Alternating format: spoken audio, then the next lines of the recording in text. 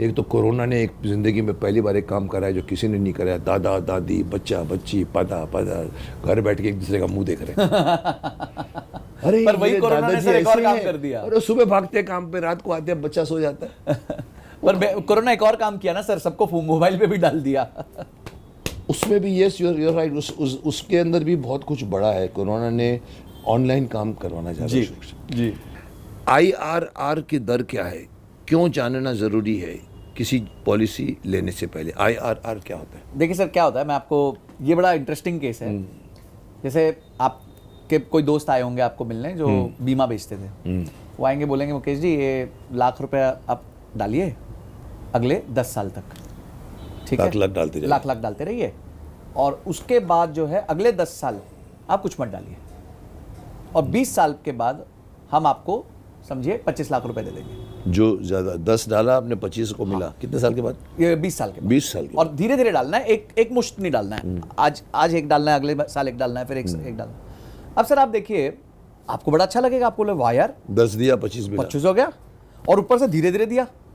पर अगर आप इसके टाइम बेस्ड रिटर्न्स निकालेंगे 25 साल के तो बाद ये निकलता है 6% के आसपास। और अगर आप काउंट करेंगे 25 साल के बाद, हाँ, और ये पैसा मैंने डाला होता है अपने, अगर इसी को म्यूचुअल फंड में डाला होता है वो 12% से जाता, यहाँ 6%, तो ये 55 लाख हो जाता सर। तो ये जो 6% निकाला है मैंने इस बात से कि 1 लाख दूंगा, 10 लाख 10 साल कुछ नहीं दूंगा और उसके बाद 25 लाख मिलेगा, उस दर को कहते हैं IRR, internal rate of return.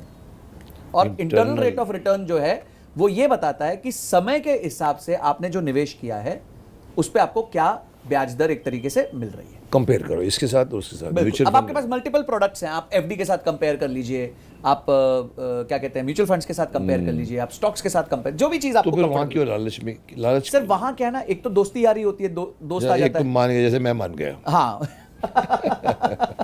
Okay, एक तो ये हो गया। दूसरी बात ये होती है सर कि हमारा ना, वो लोग को हमारे माइंड के साथ खेलना आता है। उनको पता है कि हम जब 1 लाख और 25 लाख दो एक्सट्रीम दिखाएंगे ना तो हमारा माल बिक जाएगा। तो हम हमेशा फाइनेंस में कहते हैं बाटा प्राइस 1000 नहीं होती, 999 होती है। अरे 1000 से कम है, अरे 1 रुपया कम है सब, लेकिन इट इज साइकोलॉजी बहुत। सिर्फ finance is all about psychology. Really? It is 90% क्या कहते हैं mindset and 10% skill set. Finance में एक्चुअली स्किल चाहिए ही नहीं, सिर्फ माइंडसेट चाहिए, लंबा इन्वेस्ट करने का, राइट क्वेश्चन पूछने का। हम इसको कहते हैं सर वन इडियट। एक बहुत अच्छी ये आई थी, शॉर्ट मूवी आई थी यूट्यूब पे, IDFC के द्वारा, वन इडियट। तो उसमें दिखाया गया कि एक व्यक्ति बड़ा सिंपल चलता है, सरल, उसने चप्पल पहन के चलता है, ये करता है वो करता है, और सब उस पर हंसते हैं उसके सोसाइटी में। और एक दिन कोई छोटा बच्चा बताता है, बोलता है जिस पे तुम हंस रहे हो ना उसके पास 100 करोड़ रुपए पड़े हैं। बच्चा बोलता है। हाँ, तो इन लोग, जो बाकी लोग उसको छेड़ रहे होते हैं, इडियट इडियट इडियट बोलते हैं, वो बाद में समझते हैं कि वो सिंपल रहता है, पर उसने मनी मैनेजमेंट इतना जबरदस्त किया है कि 40 साल के करियर में उसने 100 करोड़ रुपए जमा कर लिए। तो एक व्यक्ति आज अगर 25,000 की तनख्वाह भी कमा रहा है सर, और 40 साल अगर वो लगा रहे, तो वो 100 करोड़ की जनरेशनल वेल्थ क्रिएट कर सकता है म्यूचुअल फंड्स में निवेश करके। प्रूवन है सर, आराम से कर सकता है। पर क्या होता है कि इतना लंबा समय कोई होल्ड नहीं करना चाहता। आज म्यूचुअल फंड वाले हमें डेटा देते हैं, बोलते हैं कि एक व्यक्ति अगर SIP चालू करे, SIP मतलब हर महीने पैसा डालना। अगर आपकी तनख्वाह आ रही है, समझिए आपकी तनख्वाह 50,000 आ रही है, आपने तय कर लिया मैं 10,000 रुपए का सिस्टमैटिक निवेश करूंगा हर महीने। तो ये जो चालू करता है सर, अगर 100 लोग चालू करते हैं तो 5 साल बाद सिर्फ 11 लोग बचते हैं जो इन्वेस्टमेंट कर रहे होते हैं। 89 लोग छोड़ के चले जाते हैं। जो कोई लंबा जब जाता नहीं। और सर जब 89 लोग छोड़ के चले जाते हैं तो उनको कंपाउंडिंग का बेनिफिट तो मिलेगा ही नहीं, क्योंकि कंपाउंडिंग का बेनिफिट आता ही 7-8 साल के बाद है। तो कंपाउंड इंटरेस्ट ना सर हमारे को फॉर्मूला बचपन में सिखा दिया, उसका फायदा नहीं सिखाया बचपन में। असली चीज जो है वो कंपाउंड इंटरेस्ट में टाइम होता है। जितना लंबा समय आप मार्केट में रहोगे, इंटरेस्ट, यस, पहली बार इंटरेस्ट पे इंटरेस्ट छोटा नंबर, दूसरी बार छोटा नंबर, तीसरी बार थोड़ा बड़ा, पर 10वीं बार क्या होगा, 15वीं बार क्या होगा, 20वीं बार क्या होगा, वो जब आप सोचते हो ना तब आपको लगता है अरे वाह यार, ये तो मतलब ये तो मैजिक है। पर उस मैजिक के लिए कोई इंतजार नहीं करता। उसके इंतजार आजकल लोगों को फास्ट फूड है। हाँ, इमीडिएटली चाहिए रिजल्ट। हम एक ज़माने में शूटिंग करके शॉट देते थे तो 1 महीना वेट करते थे और नेगेटिव धुल कर आएगी, और आओ जी दिखाते हैं तो पर्दे पे देखते थे। आज हम यहाँ शॉट दे रहे हैं, मैं रोक के वहाँ जाके कैमरे के पीछे से शॉट देखूंगा ऐसा। अरे सर वो छोड़ो, आज तो कैमरा में वो फ्लिप करके फ्रेम दिखा देते हैं। मेरे को दिखाते हैं लोग, यहाँ बैठे बैठे बोलते हैं, देख लीजिए देख लीजिए। और दैट मीन्स हमारे में पेशेंस नहीं, हम फास्ट फूड बन गए, जो अच्छा नहीं है, डेंजरस है। But again you can not change the person again सहूलियत, जी जो मुझे बता के गया स्टॉक एक्सचेंज साइबर वाले, सर सहूलियत और ग्रीड, ये दो चीज़ें। सर डायरेक्ट इन्वेस्टमेंट और सर्किट ब्रेकअप वर्ड है, ये क्या है? डायरेक्ट इन्वेस्ट और सर्किट ब्रेकअप। सर देखिए, डायरेक्ट इन्वेस्टमेंट का मतलब होता है म्यूचुअल फंड में आप दो तरीके से निवेश कर सकते हैं। अच्छा, एक तो है कि आपका कोई एडवाइजर होगा जो आपको आके बताएगा कि कहाँ निवेश करना, यहाँ डालना। अच्छा, और एक होता है आप खुद भी सोच सकते हो कि मैं थोड़ा स्टडी कर लेता हूँ और मैं कर। दोनों में फीस में 1% का फर्क होता है साल का। अच्छा दर्शन, तो अगर आप किसी एडवाइजर के थ्रू करते हो तो आपको 1% फीस ज़्यादा देनी चाहिए। ज़्यादा नहीं पड़ती। तो काफ़ी लोग जो कोशिश करते हैं कि काफ़ी लोग जो होते हैं उनको नहीं पता होता म्यूचुअल फंड्स के बारे में, तो वो एडवाइजर के थ्रू करते हैं, कोई गलत बात नहीं। सो यहाँ द मीनिंग वो ये कि डायरेक्ट इन्वेस्ट का मतलब है खुद का दिमाग से जी, और सर्किट ब्रेकर मतलब किसी नहीं, का। रेगुलर, वो रेगुलर है, सर्किट ब्रेकर कुछ और होता है। अच्छा, और है डायरेक्ट इन्वेस्ट, और आप बोल रहे हैं डायरेक्ट और इनडायरेक्ट, जो आपने डायरेक्ट और समझाया। रेगुलर। ओके, रेगुलर, ठीक है। ये जो सर्किट वाला मैटर है वो ये है कि आप जब स्टॉक मार्केट होती है ना सर, तो स्टॉक मार्केट में कभी कभी बहुत गुड न्यूज़ भी आती है और बहुत बैड न्यूज़ भी आ जाती है। तो जैसे कोविड आया, तो कोविड वाले दिन, जिस दिन कोविड में लॉकडाउन अनाउंस हुआ, तो उसके अगले दिन मार्केट 10% नीचे खुली। 10% नीचे एक दिन में, बहुत बड़ी बात है। बहुत बड़ी बात है सर। तो इस टाइम पे क्या होता है, मार्केट अपने ट्रेडिंग को हॉल्ट कर देती है, रोक देती है। किसी को बेचती नहीं, किसी को लेती नहीं, मतलब बस उस टाइम रोक देती है, नो ट्रेडिंग इज अलाउड। कौन करता है ये? Stock market, NSC, national stock exchange, national stock exchange जो बॉडी है वो कर लेती है। तो बीएससी, एनएससी, जो भी, जहां भी सर्किट, दोनों जगह साथ में ही लगता है, क्योंकि दोनों जगह साथ में ही काम होता है।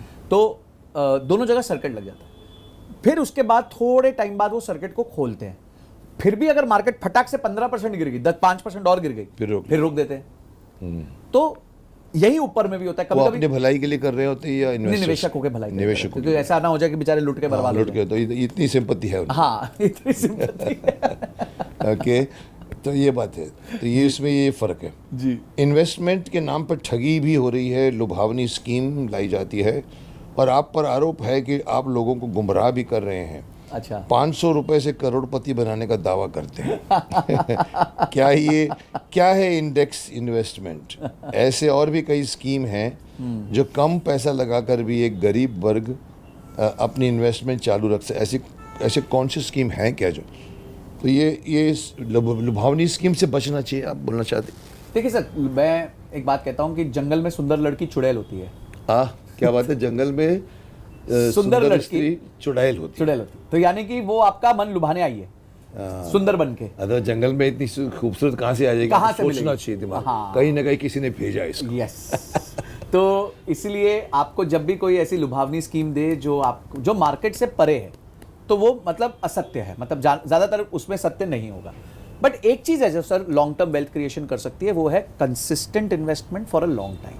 तो ये जो आपका आरोप है 500 रुपए वाला मेरे पे, वो आरोप बिल्कुल सही है, पर वो आरोप ये था, उसमें इन्वेस्टमेंट ये है कि आप 500 रुपए से निवेश स्टार्ट करते हैं, उसको 40 साल तक रखेंगे। इतना आपके अंदर पेशेंस होना चाहिए, और हर साल उसको 10-10% बढ़ाते रहिए। आज 500 रुपए महीना कर रहे हैं, अगले साल 550 कर दीजिए, फिर आगे जाके 600 के आसपास कर दीजिए। इसमें फायदा किसका होता है? मतलब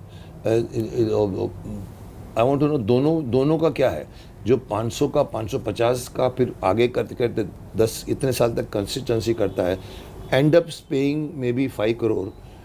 ये जो जिसको दिया है वो उसको 5 करोड़ 50 lakhs देवे जैसा फिगर, तो उनको भी फायदा, इनको भी फायदा, क्या वो दोनों को फायदा? लॉस का तो नहीं कर सकते वो लोग, उनको भी फायदा हो रहा होगा। दोनों को फायदा। उनको फीस बन रही है। क्या करते हैं? उनको फीस बन रही है। क्या बन रही है? फीस नहीं बढ़ रही को छोड़ रहे। मैं बोलता हूँ ये सब सारे जो पैसे लेते हैं हमसे, हाँ। जैसे बैंक भी लेता है, ये करता क्या पैसे का? सर देखिए, बैंक जो लेता है, हमसे डिपॉजिट लिया, वो आगे व्यापारियों को, इंडिविजुअल्स को पैसा देता है। हर बैंक करता है। हर बैंक करता है, नहीं तो वो कैसे हमें पैसा देगा? मैं वही बोल रहा हूँ कि वो उनको क्या मिलता है? 8 साल के रख के और मेरे को इतना पैसा वापस करते हैं, तो वो 8 साल उन्होंने हमारा पैसा यूज किया है। बिल्कुल यूज किया, चर्न किया, उसी से इकोनॉमी घूमती है। उसी से इकोनॉमी घूमती है। और ये जो म्यूचुअल फंड मैनेजर्स हैं, वो अच्छी अच्छी कंपनीज खरीदते हैं, अच्छे अच्छे स्टॉक्स खरीदते हैं जो आगे जाके बढ़ने वाले होते हैं। उनको लगता है कि ये कंपनी अच्छी है, अच्छी चल रही है, तो वो उसमें निवेश करते हैं। उस निवेश के माध्यम से जो वैल्यू बढ़ती है, उसका कुछ भाग मेरे को भी फायदा मिल जाता है। तो वो म्यूचुअल फंड्स का इन्वेस्टमेंट